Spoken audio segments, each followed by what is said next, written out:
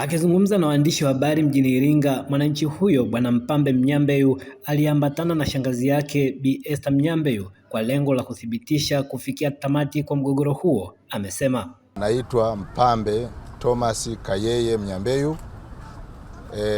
Ni yule mzee wa kimila wa makaburi aliyelilia makaburi ya mwaka 1920.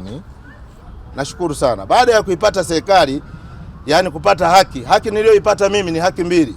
Haki moja ya kijiji kilisema hatuwezi tukakuacha wewe, tunakupa eka 8.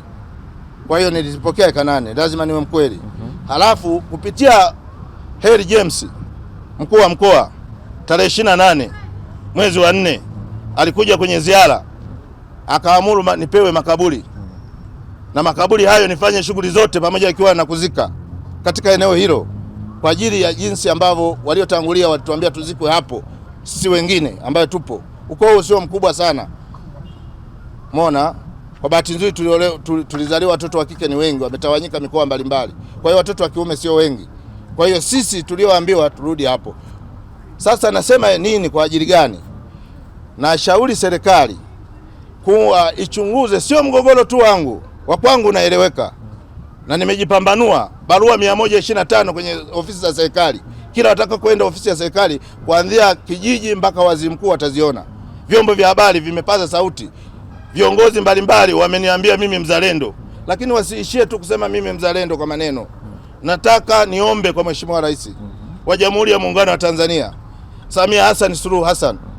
Kwa ajili gani? Rais yule ni mtu mwema, lakini sisi wa Tanzania tumpe ushirikiano ili kusudi afanye aendeshe taifa vizuri. Kwa wilaya mimi nishaandika barua uhifadhi kwa ajili ya barua ya kusafisha mashamba. Kwa namna ambavyo nimeteseka miaka 9, basi naomba mtoe ushirikiano kwa kunipatia vile vipande vilivyobaki vingine vya familia, kupima nipate hati hizo, mnisaidie kama serikali ya mkoa.